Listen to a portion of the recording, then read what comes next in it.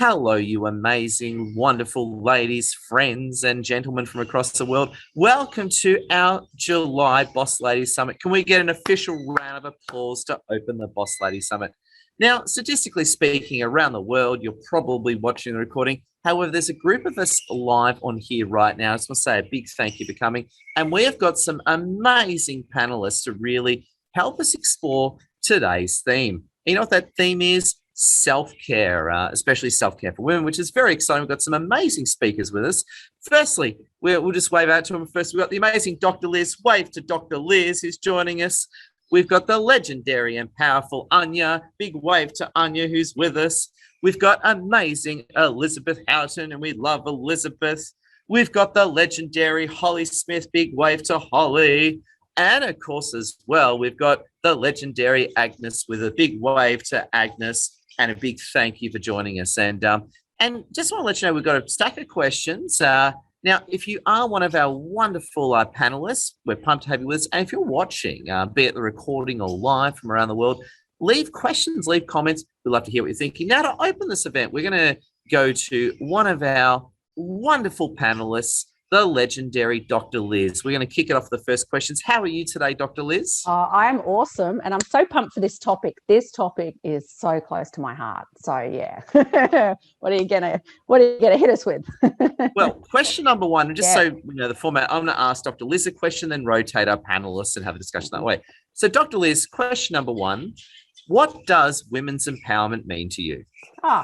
It's everything, and particularly women. And so I like the phrase, empowered women empower women.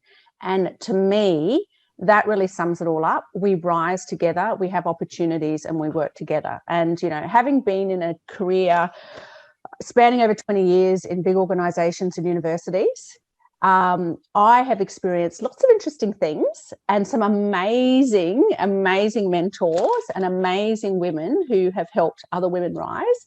But I've also had the interesting experience of some women leaders, and I think it's a bit old school now. Hopefully it's dying out.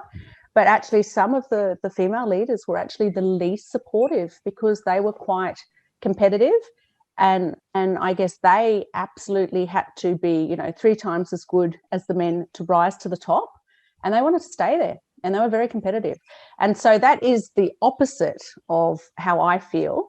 And I've also luckily, I've had the opportunity to have amazing female leaders that help other amazing young female leaders rise. And that is the key, because together we are stronger. So women empowerment, to me, it's empowered women and men empower others. So that's, Great answer. Round of applause to Dr. Liz. Love it. I want to bounce to the amazing Sarah, the legendary and powerhouse Sarah, to ask wonderful Sarah the same question. So Sarah, unmute and get ready. I want to hit you with the same wonderful question, my friend.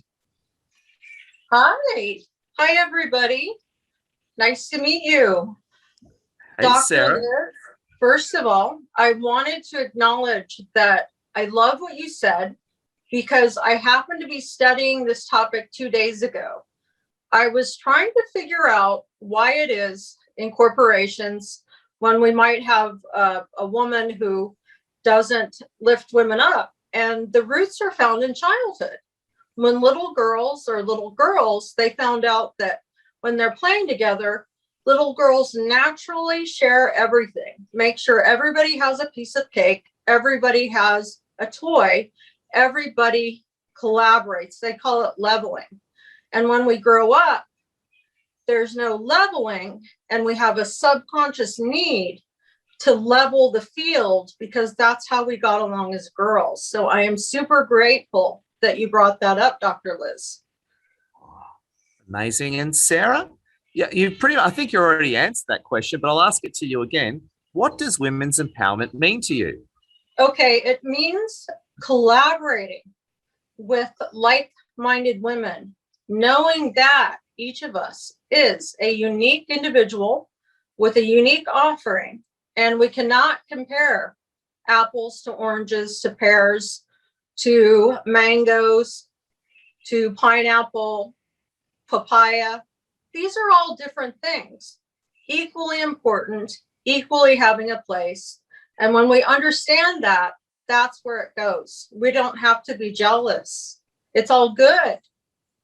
Oh, well said. Can we give Sarah a round of applause? Sarah, in the zones. I want to bounce over to the amazing Agnes. We got Agnes with us, and I got to say, I love your background, Agnes. And thank you for joining us on the Boss Lady Summit. How are you today, Agnes? Oh, thank you. Sorry, I dropped off. I think my internet was bad, but I'm fine. Thank you. And lovely to meet all the fabulous women on this panel. Thank you so much.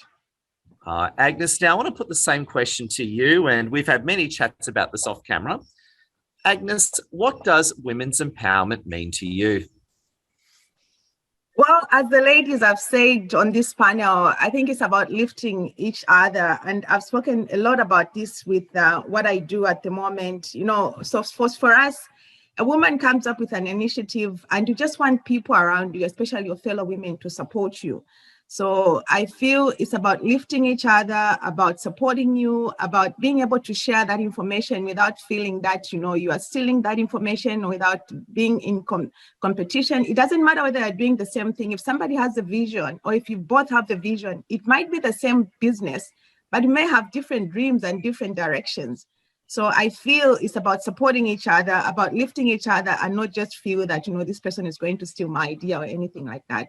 So it's just about lifting each other as women, and that should be encouraged worldwide, to be honest. But because, you know, we've seen around the world where some of the things might not work because somebody has sabotaged your work or something like that.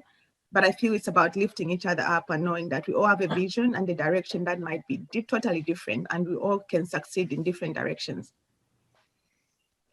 Wow, fantastic, Agnes. Well said. Round of applause to amazing Agnes. Big thank you. Now I want to bounce over to the amazing Holly Smith, the powerhouse, legendary Holly Smith. So honored to have you with us, Holly. How are you this morning? How's life in wonderful Queensland? Life is beautiful, as you can see. Well, you can see the reflection behind me. It's actually a nice day. Yesterday was windy, and then the day before was raining. So today's a nice day. Well, Holly, wonderful to have you with us, and put the question to you as well. Sure. Holly, what does women's empowerment mean to you? Yeah, so without, I guess, repeating, you know, obviously women's empowerment means that we're all coming together, you know, and, you know, so because obviously we're stronger together as women.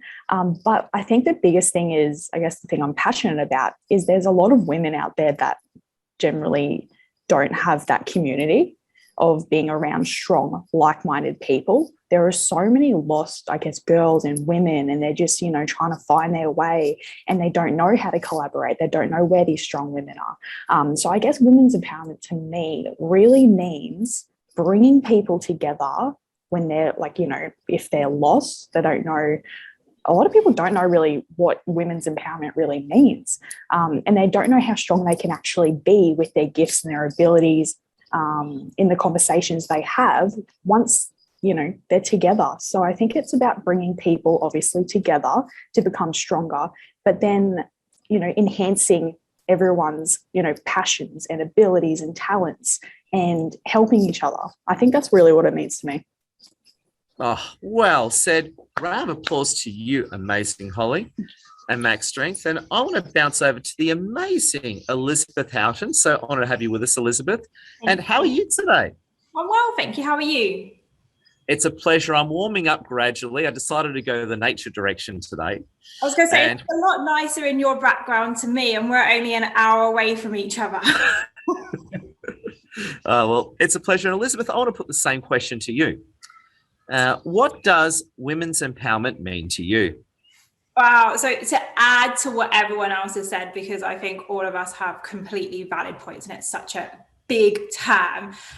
For me, it's very much around being able to do things as women in our way, from our feminine energy, in unfortunately still very much a masculine world, and not feeling like we have to step into that masculine energy to be successful, to be heard, being able to do it from our femininity and still having that platform and having that voice, and all of us knowing we have that voice.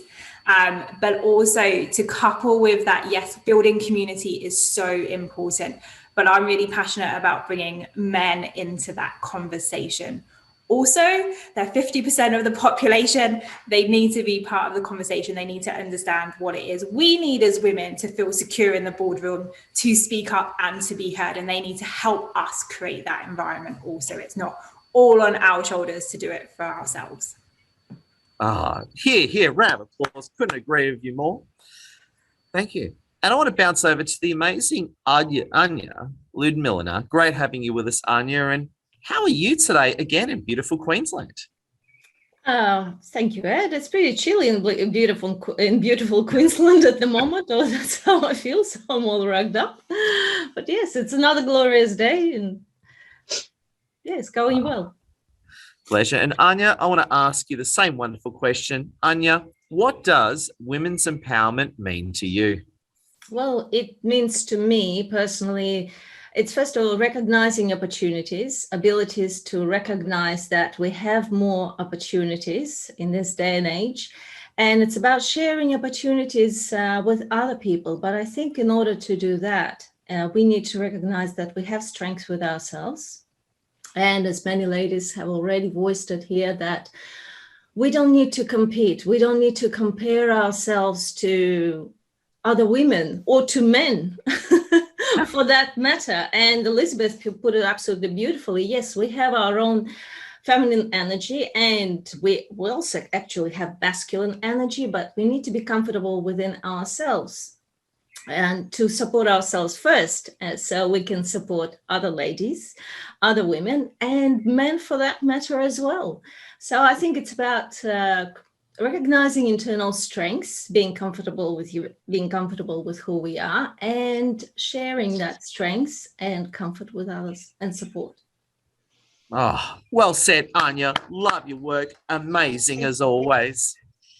And that brings us back to the legendary doctor in the house, Dr. Liz. Dr. Liz, I want to ask you our second question to kick it off. How are you feeling, Dr. Liz? Oh, I'm empowered. I'm pumped, very positive. I'm glad that we're all empowered, because that's the point of the summit, which is awesome. So next question. Dr. Liz, what does self-care and wellness for women mean to you? And this is why I said this topic is so important to me. Self-care means valuing yourself, having yourself as a priority, and not feeling guilty to actually look after yourself both mentally and physically.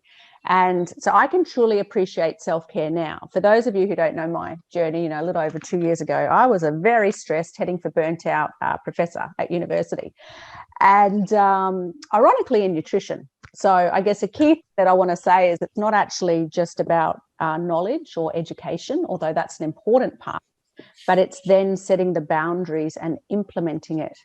And it was fascinating for me, and I share this because so many amazing women I know have the similar problem. And so, some days I felt I couldn't actually go to the toilet because I was so busy. I couldn't even fit in a pee break between all my meetings and everything.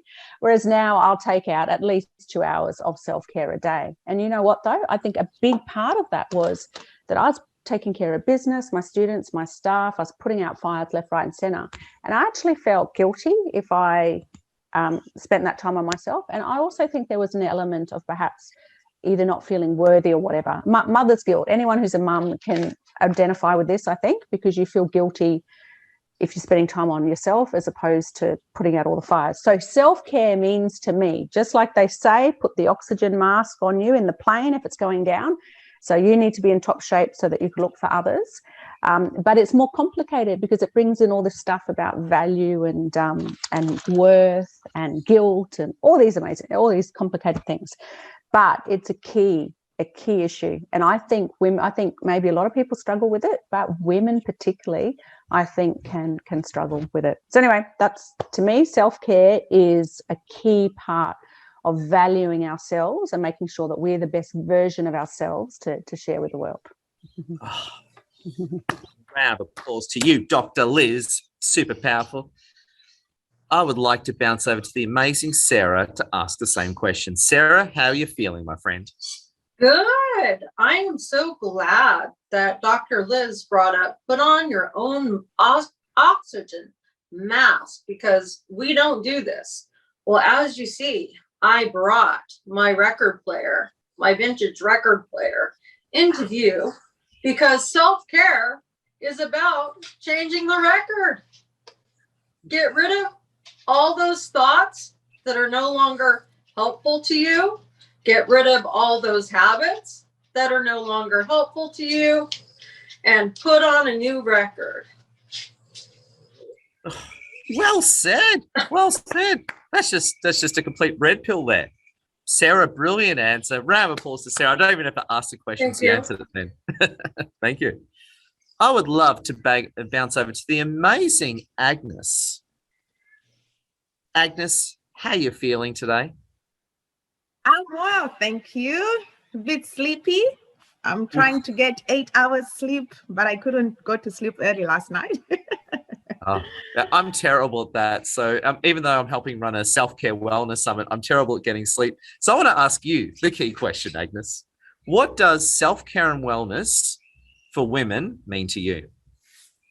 Well, this has come at the right time for me. As you know, for most of you guys and on this call, my connections, I deliberately took this move for practicing self-care for the next 28 days. Today is my day 5. So I think this is a deliberate move to ensure that you are taking care of yourself in all areas or aspects of your life. So I've actually been reading about this, and it's not just social. You have to be physically, conscious, mental, spiritual, emotional. True story, I'll tell you this. During the pandemic, I became so busy that I pretty much had maybe about 16-hour days just waking on something that is actually pro bono. So I could literally feel my body that there's something was different. And I think one day I became a point where I almost passed out because I realized I'd not drank so much in 2 days. I was eating one meal. I was so dehydrated, and I know the signs of dehydration. Being a nurse, I literally had to make oral hydration salts at home. I just put sugar and water in the glass and salt, and had good 5 glasses of that because I felt so dehydrated. I was dizzy. I almost passed out, and I was actually alone at home. So for me, it's seriously taking a deliberate move to step back and realize what's important in life, because I feel everything that we do on this earth, if we had to drop dead today, one day somebody can take that up in one way or shape or form. Somebody can do what you're doing. You've got family, you've got work and everything. You need to take care of yourself, and it has to be a conscious decision that you do, a deliberate move, to be honest, and just say, look, I know I'm passionate about this. I'm passionate about sickle cell disease, what I do, and no one pays me for this, but my health is more important. And health has to be in all aspects of life. And that's why we have to have that conscious decision to take care of ourselves. Thank you. Here. Oh, I need to hear that message too, Agnes. You're not the only one who does that. So love your work, Agnes. I want to bounce over to Powerhouse Holly Smith. Holly, what are your thoughts so far, legendary Holly? I think all these women are absolute powerhouses. They've literally just all this amazing words and sentences have come out, and I think everyone's brought up an extremely good point. I think the biggest thing is, putting what does it really mean to put yourself and your health first? A lot of people, don't really take that in and really think about it. So I think everything that everyone's already said has already, tied it into a bow. But I think the biggest things is setting boundaries for yourself. And like Dr. Liz said, if you can set boundaries for yourself, then you actually have value, to what you're doing, and you actually can create a habit. But I think the biggest thing is, to be able to, it's not just about, putting your physical and your mental health first, and making sure you're looking after those areas, but it's also making sure that your relationships are healthy, making sure that your environment is healthy, making sure what you do every single day and every single action is going to snowball into something else, and making sure that's, in vision, healthy. So I think analyzing all aspects of your life, I think, am I really putting my, health first? Am I being positive about it? What can I do to even, enhance that? I don't know. That's probably what I see it as. Oh, beautiful. Round of applause. And just one quick point there. You brought up a word I've been waiting for. You said the word boundaries. What do you mean by boundaries, Holly Smith? Setting boundaries is, I guess, will distinguish if you are successful in putting your health first or not. Because if you have no boundaries, for example, you don't wake up at the same time, your mental health's not very good, and you don't take the action step to go see someone. Like, for example, let's say you have a really bad relationship with food, and you don't actually take action to set a boundary for yourself. Like, no, I'm not going to, I'm going to make a decision to not overeat today, or, I'm going to make a decision to exercise or go for a walk every day and make that a habit. And setting boundaries, like if you're working, what can I do to finish? This is, I guess, what I do with my clients is I ask them, what do you have to do to finish work on time every single day?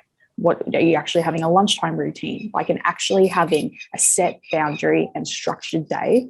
I think that's the biggest thing. Putting your health first, yeah. Oh my God, Holly, love your work. And that brings us to the amazing Elizabeth Houghton. Elizabeth Houghton, what are your thoughts so far, my friend? Wow, I don't know how I can add to what has already been said. It is absolutely incredible stuff that is being shared today, and a bit of insight into everyone's personal story as well. For me, it's about doing it your way. So self-care, I think, is a hugely personal thing.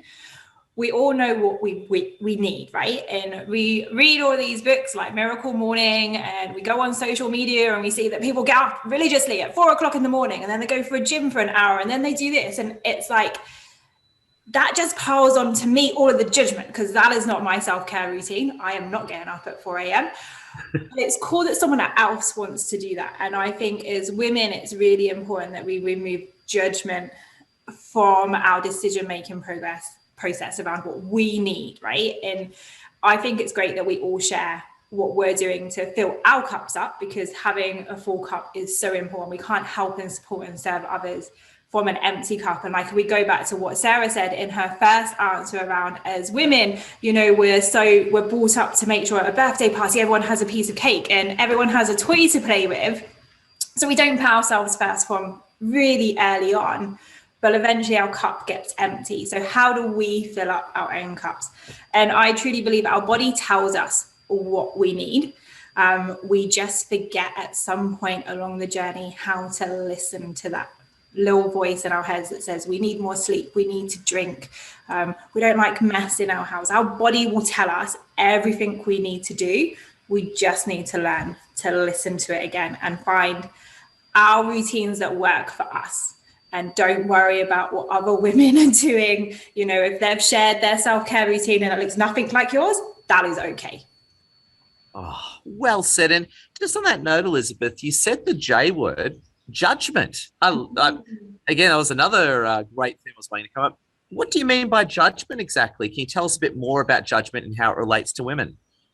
I think we fear what other people think of us. As women, we are hugely social creatures. I actually read an article the other day that says that we basically say something like 4 times more words than men every single day.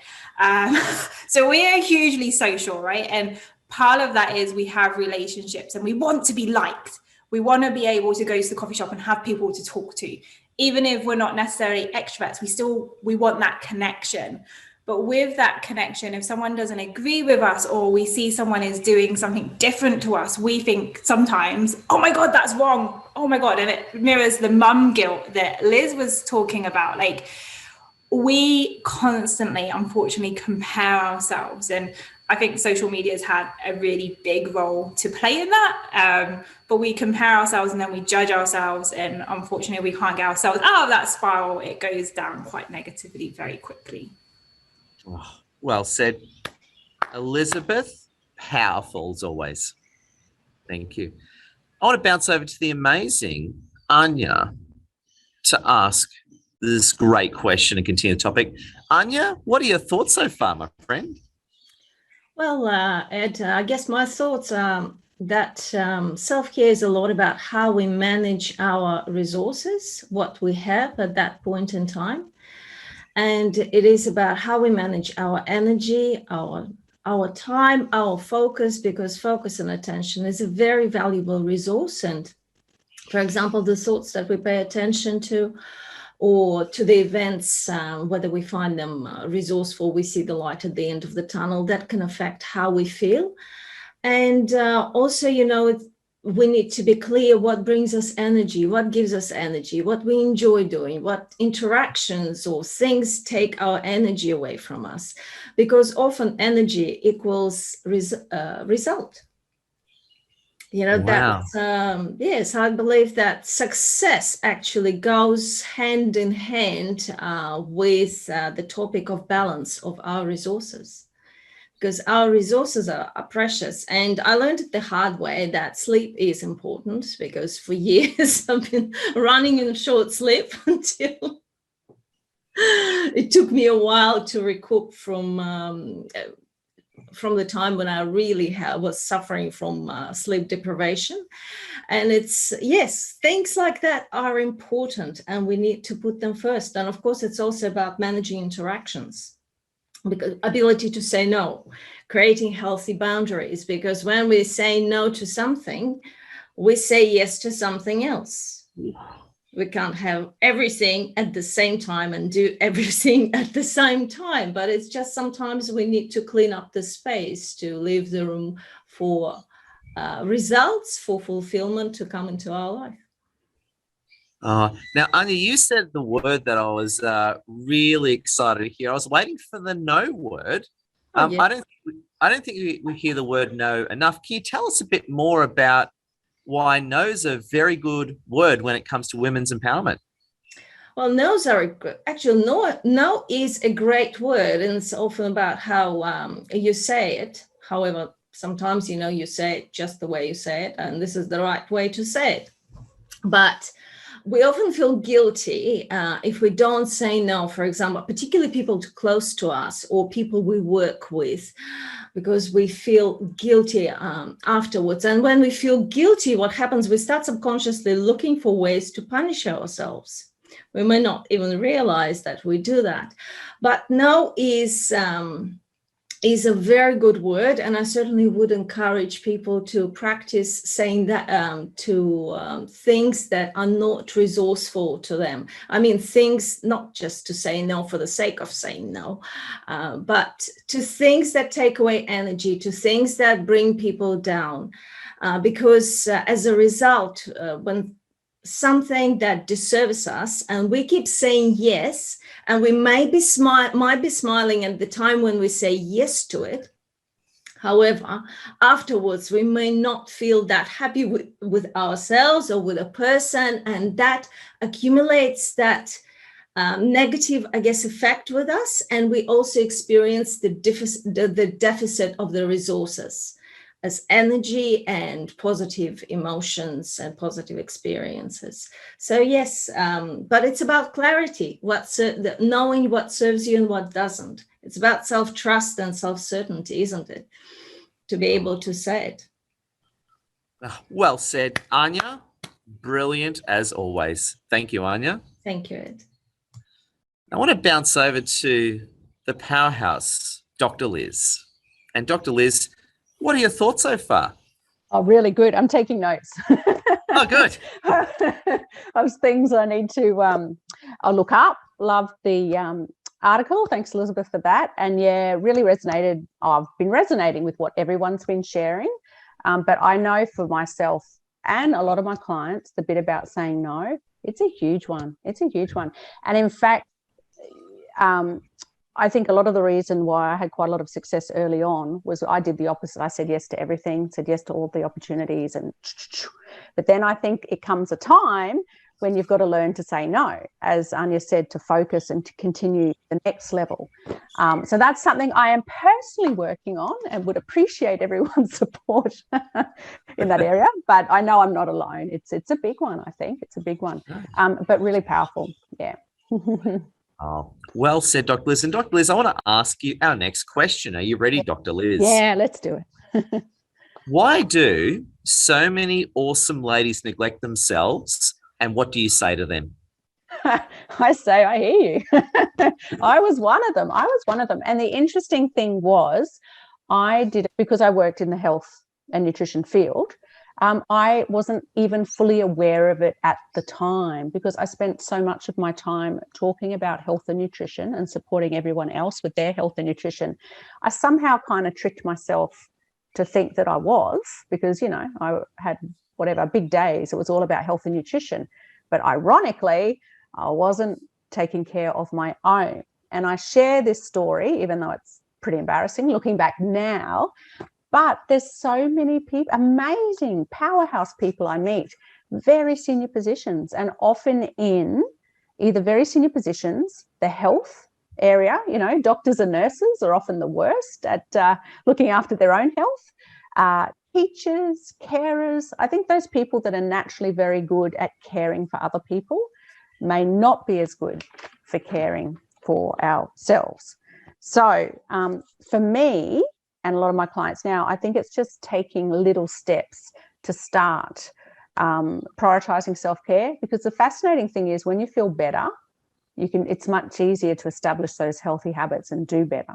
So I think sometimes you just got to, you know, take off some of the really things. And, you know, like Elizabeth said, you don't have to get up at 4 and spend an hour in the gym and all that sort of stuff. But, you know, just eat healthy food, drink some water, go for a walk in nature, just sort of de-stress a bit, and then I like to establish new habits. So put something in place for a week or a couple of weeks until it's a new habit, and then add another one on. But yeah, it's so important. And I guess my key message is, you know, if you're there at the moment, I absolutely understand.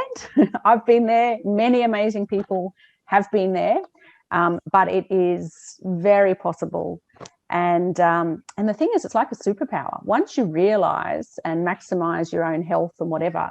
So one final thing before I stop my blathering is, you know, I share that example where some mornings I didn't have time to pee because I was so busy.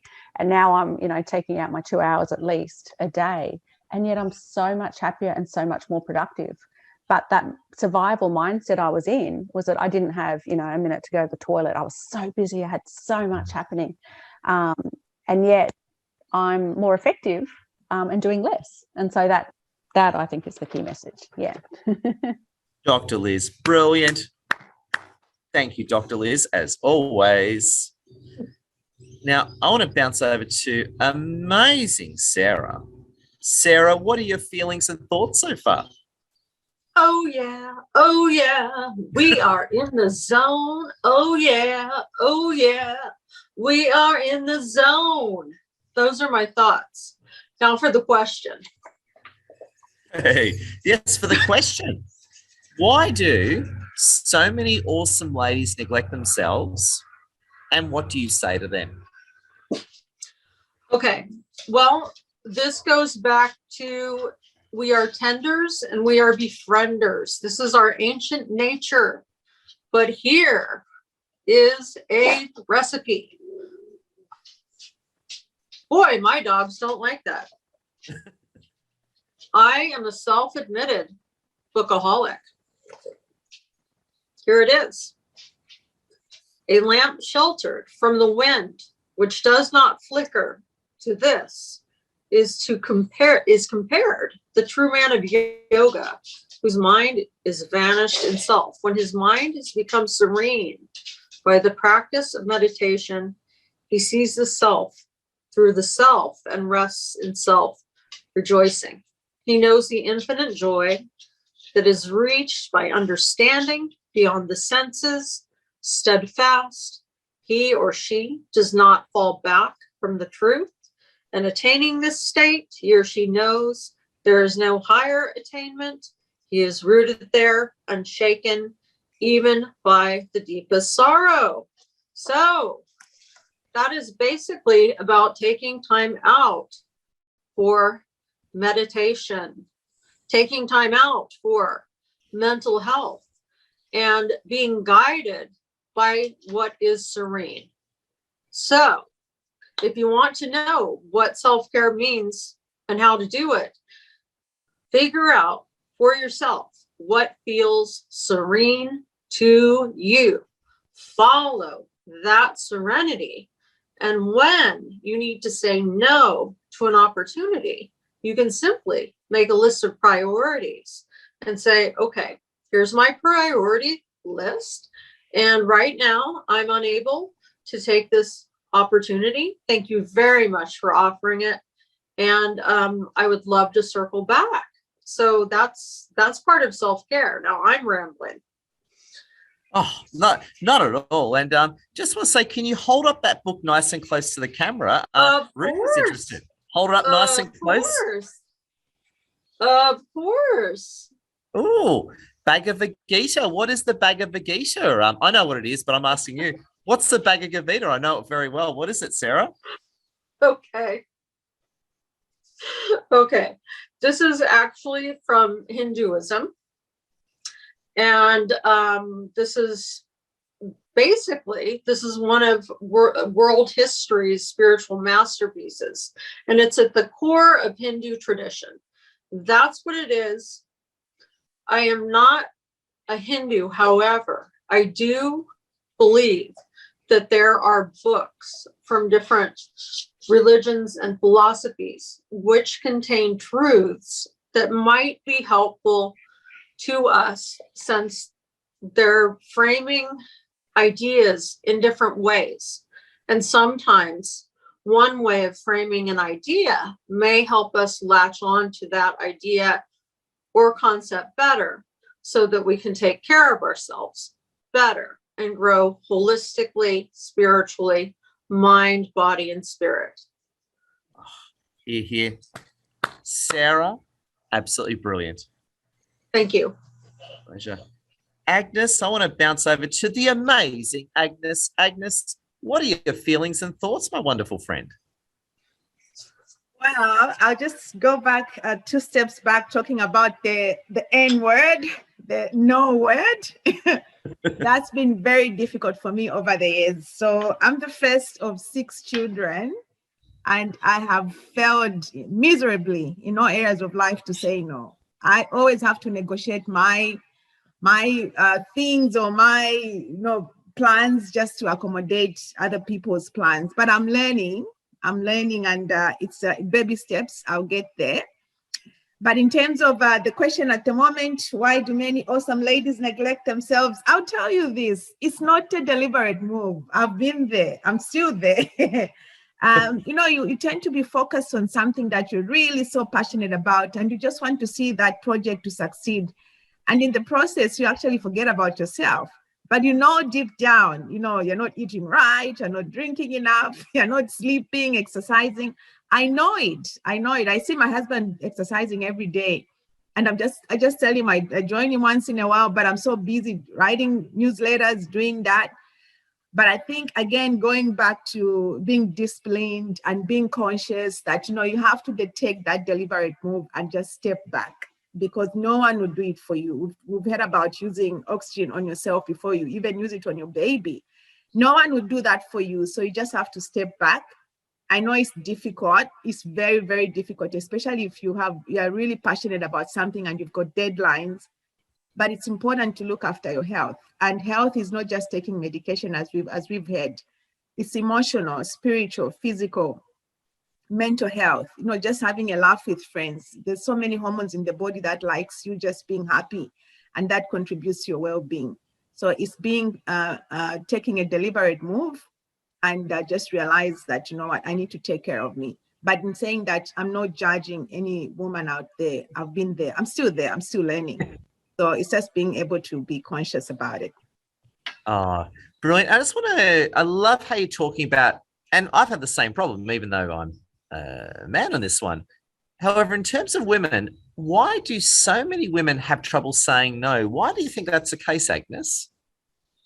It's our caring nature in us. That's just the way I feel. And also for me, I've told you that I'm the firstborn in my family. I just feel it's a caring in us. And I always put myself in other people's shoes. If somebody says, for example, would you babysit for me? And I've got other options, I've got another daughter who can do something for me, I would rather negotiate my plans to be able to help somebody else. that's just something that has been instilled in me, I think, by God. And I'm trying to fight with God that, look, I need to take care of me. I need to be able to say no. It's very difficult. Over the years, this is something that I've struggled with, to say no, but I'm learning. I have to be selfish at some point to take care of me. Oh, Agnes, that's just magnificent. Can we have Agnes an extra round of applause? I think it's incredible. The no word is a very good word. Thank you, Agnes. I want to bounce over to the amazing Holly Smith, who just wins all the time.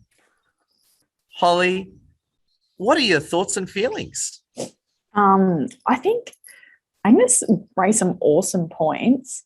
I think women, like we are, we're created to care and give and service, especially if you have children. I think we can get into so much of a snowball of, hustling every day, of getting the desired, vision done, to caring for others and making sure that they're a priority, that's when you become blinded, that, you realize you're like, oh, wow, I haven't actually taken a moment to take a deep breath in and analyze where I am at in life, because I'm always looking, maybe you're always looking at, other people's, trying to help them, trying to make sure your vision is succeeding, making sure you're there for work.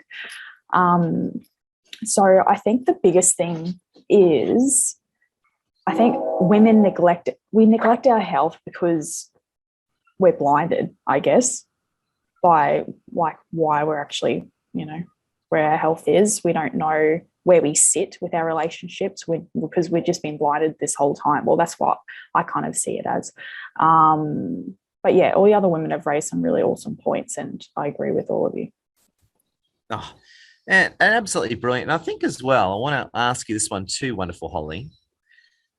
So many awesome ladies neglect themselves. And we've talked about no and not being able to say no and those sort of reasons. Why else do you think a lot of awesome ladies neglect themselves? What do you think is really going along in the minds of many of these wonderful people?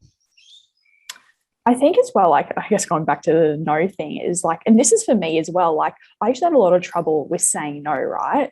Because I always wanted to grab as many opportunities as I possibly can, right? And then I've realized probably the last, 6 months that it's not so much I can't say no, but it's the FOMO of missing out on opportunities. I don't know if anyone else gets that. Like, for example, you may have an opportunity where you can collaborate with people. You just like, there's so many opportunities, and you want to say yes to everything, but saying yes to everything, imagine that. Imagine if you said yes to literally everything, all opportunities. You said yes to every single, bad food someone offered you. You said yes to, but if you go the other way, imagine if you said yes to all the good, exercising every day, saying yes to yourself. I'm going to show up and only do the best I can. I don't know if that really answers the question, but that was just kind of like on my mind. But yeah, I think we just really neglect our health because we're blinded by what we can actually see. And that's why rest is so important, that we realize as women, if we're hustling for such a long period of time, and this is for myself as well, like I will go through stages where I'm just, go, go, go, go. And then I actually have a rest. Like, for example, my car broke down on Monday. It's forced me. I haven't had a car all week, which has never happened before. I'm usually in and out of the car 6 times a day. And I'm like busy, networking, meetings, blah, blah, blah, coffee, like just generally like not hard work, but just socializing and being, busy, as women are.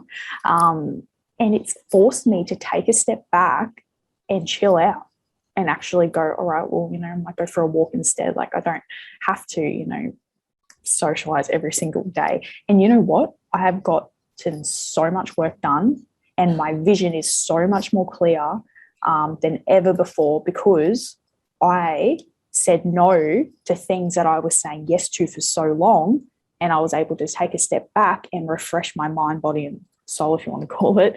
And now I have a big vision of exactly, and I know where I'm going. I'm not blinded anymore. Oh, that's kind of example. Oh my God, just incredible. Holly, amazing. Thank you. Elizabeth Houghton, so honored to have you with us. What are your thoughts so far? Amazing, Elizabeth.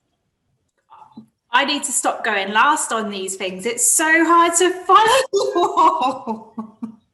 All the points have been made. It's incredible actually being here and listening to everyone else's stories. And I think all of us have completely valid points that everyone can kind of learn from, and different aspects, because we've had different journeys. So we've experienced it in different ways. And I think that's really important to share those stories with everyone.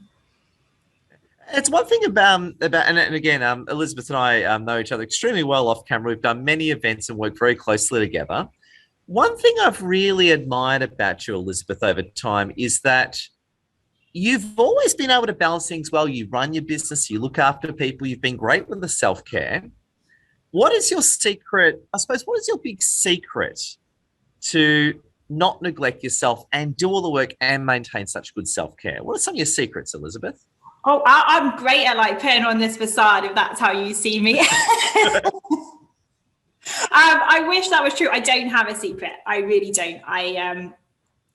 I struggle with overcommitment syndrome. I say yes to far too many things, and then I experience massive overwhelm. I always manage to get it all done, but the journey to getting everything done, I've said yes to, I do actually create myself quite a great deal of stress with kind of like the self-care routines and stuff. Not so much at the moment, but I'm really lucky. I have a group of girlfriends I go to the gym with. So I've made a commitment to someone, right? I can't not go because I've said I'm going to go and meet someone there. So that's another commitment I've said yes to. So no, I don't have any great secret. I am working on learning to say no. No is a difficult word because it's all of the opportunities, like Holly was saying, like, and also Dr. Liz, like Dr. Liz was saying at the beginning of her journey, you just say yes to everything because you don't know where it's going to take you. And then you sit back and look at your to-do list, what I do anyway. And I'm like, oh, like there is actually only 24 hours in a day. And I know I need 8 hours sleep to do anything. That's not going to work. So I want to ask you, Elizabeth, how do women start saying no? So if you've been pleasing people your whole life and you're not comfortable with no, how do you get started saying no, Elizabeth? What are your thoughts on that one? I think you have to learn what the cost is to you. There's a cost to every single yes we say and every single no, every single choice we make. There's this balancing act. And I'll share a corporate story with you that might kind of pull it in a little bit more context than me just blabbering about myself. I used to head up HR teams. And I, with that, had obviously an immense amount of power within organizations to make them fully flexible and allow people to do whatever they needed to do for their family. And I had a dad and a mum, different families, but the same deal had been struck with them that they could leave at 4 o'clock every day to ensure that they could go and pick their children up for nursery before those dreaded nursery fees start kicking in for every minute you're late for picking up your child. The guy was amazing with it. If someone invited him to a meeting at 4 o'clock or 3:30, he would walk in, he'd sit down at the start of the meeting, he'd say, I'm leaving at this time. And he'd just get up and leave. If the meeting overran, he would just get up and leave. Okay. The mum would go to those meetings and then not leave because she couldn't figure out how she could get out of leaving because there's this meeting that she needs to be part of and people have invited her and she needs to be there. And she really struggled with that, although as an organization, we had given her the support to be able to do exactly what the dad was doing. She had all of this guilt around doing it. Nothing to do with the fact she was now going to have exhausted, like huge nursery fees for being like 20 minutes late. Yeah. She wouldn't get up and leave. And I think part of that is our journeys as women, especially in the corporate world, we have really had to fight to get everything we've had in our career. Very few of us have advocates, like some of us do, but everything's been hard to an extent. So we start sitting there thinking, oh, but we're lucky to be in this meeting. And we start to think, if we start leaving because, and it doesn't have to necessarily just be children, in this situation it was, but for whatever other commitments we have, then people are going to think less of us. We're going to stop being invited to these project meetings. We're not going to be involved in these conversations because we're flaky and we're not reliable and we just leave.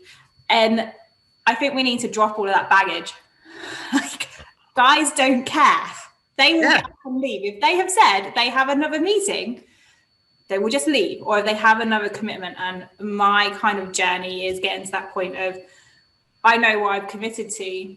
If I need to go, if I need to do something, I just need to be upfront and say, hey, this is what's going on. And I need to be okay with going, no, that's where I'm going. Oh my God. Round of applause. I love it. And you said one of my favorite phrases, I don't care. I love the term I don't care. So there you go. Totally in the zone, Elizabeth. Now, speaking of someone who absolutely cares, is the opposite of I don't care. Someone who absolutely cares, the amazing Anya Ludmilina. Anya, love to ask you, what are your feelings Yes, sir. and thoughts so far, legendary Anya? Oh, can you please repeat the question? Oh. Sorry, my internet connection is dropping out. So I'm just warning in case I go. Oh, there you go. Those silly phone companies. What are your thoughts and feelings so far, amazing Anya? Well, the thoughts are that it has been a truly magnificent summit, and everyone has had a beautiful and very valid input and share, and it definitely created a lot of food for thought and food for inspiration. So, and everyone had really great points and stories that they brought to the table. And I was actually thinking about what Elizabeth said, also Holly before, about fear of missing out and how you say no and sharing your story. I think that's all very relatable, particularly in the age that we live in. Oh, no, brilliant, Anya. And Anya, I know you're a massive expert on this topic. We've spoken many times about this off camera. Why do you also think so many awesome ladies neglect themselves? Why do you think that? Well, I think that a lot of people ignore themselves because, well, the underlying thing could be a sense of self-worth, ultimately. So that's whether they see themselves worthy of looking after themselves, or sometimes people think, oh, what's the point of trying again or doing it again? And they end up not doing it for themselves when they do it. So you know how people sometimes go on a weight loss sprint or going on detox and do it, and then they go back. So they not go back, no one can go back, but it's just sort of returning to the point where they came from. And often people do not do it for themselves. It turns out they will do it for their partners, for example, or someone else, because yes, you hear the stories, and when you ask people, you know, so who did you do it for? I don't know. So it's not themselves, they do it. So there's this thing here. I love the theme you tapped on. So there's this fear of women doing things for themselves. They can't do things for themselves. They have to do them for someone else. Is that the kind of fear that we're looking at? It's like, I can't do anything for myself because how dare I? I need to serve other people.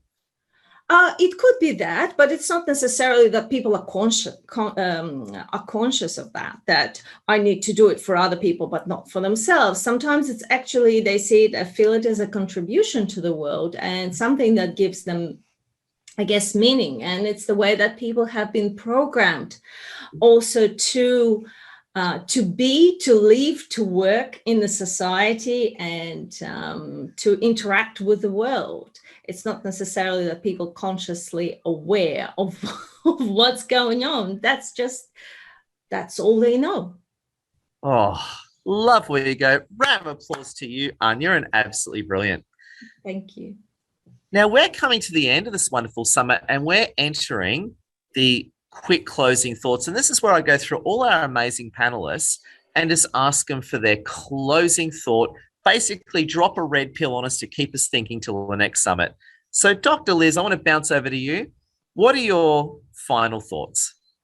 You are worthy, and taking time out to look after yourself is a superpower. Oh, brilliance. Amazing and powerhouse and unstoppable Sarah. I would love to ask you, Sarah, what are your final thoughts? Okay. Oh, my final thoughts. I absolutely love everything that everybody has said here today, my final thoughts on self-care are: write a list, draw a line down a piece of paper, helpful, unhelpful, right? And then you simply figure out how to do self-care that way. It's very simple. Is it helpful to me? Is it not helpful to me? If it's not helpful to me and my self-care routine, then I'm able to let it go. And here is a visual for everyone. So these are stones that I tumble by hand, and I let each stone take its shape. When they arrive, they're all just gray rocks. And this illustrates, each stone here illustrates how different they are, but how beautiful they are. And it also illustrates how we can be shaped by our experiences, just like stones can be shaped by the wind and the water. So in taking in mind that our life experiences can shape us, figure out, how will I be shaped by this experience? Things happen. Will I learn from it? What will I learn? Will I rise? And that's also part of self-care. Brilliant. Sarah? Thank you. Standing. Want to bounce over to amazing Agnes. And Agnes, I'd love to ask you, what are your final thoughts? Final thoughts, there'll never be another you. So there'll never be another you. We have to take care of ourselves. It has to be a deliberate move. And, this again, talking from experience, that we have to take time, conscious decision. But this has been very helpful for me. As I'm in this journey, I've learned so much, and I'm glad this is recorded, Edward. I can go back and just see what all these fabulous women have contributed. So our family needs us. Everything else can be replaced. So we have to take that conscious decision, and I'm glad I'm doing that. Thank you so much for this opportunity and to learn from so much amazing ladies. Thank you. Agnes, thank you so much. Appreciate it. Want to bounce over to the amazing Holly Smith. And Holly, I would love to ask you, Holly, what are your final thoughts? My final thoughts is that every single woman on here is amazing, and I just can't believe how much value there is all in one, in an hour. So I just want to say well done to everyone. You've all got such an awesome place in this world, so keep sharing what you're doing. But I guess the final thoughts is, and this is just very, very much, I guess, the way my mind works as well, is number one, you have to be aware why you're neglecting yourself. You have to be aware that you're saying, yes to everything. You have to be aware that you're giving more time to other things that you shouldn't. So you have to make yourself aware. And for you to be aware, you actually need to sit down in silence and think, or you need to go for a walk. You actually generally need to spend time with yourself. Because if you're constantly around the people talking, busy, as we are as women, you can't think properly. So you really need to grab out a notepad and pen, write down, what do you really want in life? What are you neglecting? What do you need? And then make an action plan. How are you going to do that? Are you going to start exercising? You're going to start eating healthy. You're going to start saying no to these opportunities. Are you going to let these people go out of your life? Write those lists, get it done, and set an action plan. Oh, Holly, amazing as always. Thank you. Thank you. I want to go to amazing Elizabeth Houghton. And Elizabeth, what are your final thoughts? Good question. Life isn't a dress rehearsal. We don't get do-overs. So once a moment has passed, it has passed. So work on letting go of that guilt. If you are making a decision that is right for you and right for your family, be okay with that. Don't feel guilty about it and let go of that judgment. Oh, brilliant. Elizabeth Gold. And we're going to go to the final thoughts with amazing Anya. Anya, you get the final thoughts. Well, thank you very much, Ed. So the final thought will be very short and sweet. I think that self-care is a non-negotiable for happiness and success. So whether it's external success and whether it's internal success or happiness, fulfillment, however you want to call it, self-care is a non-negotiable. Oh my God. Brilliant. Round of applause. And I just want to say a big thank you. And with that final thought, that brings us to the close of the summit. Now, just to let you know, stay tuned for our next summit. The recording of this will be coming out. And if you are watching the recording of this, please connect with everyone on LinkedIn. Friends, I just want to say, please feel free to unmute and say hello and give a round of applause. Unmute everyone, round of applause, and please say hello. Thank you, everyone. Thank you. Thank Nice you. work, everyone. Thank you, ladies.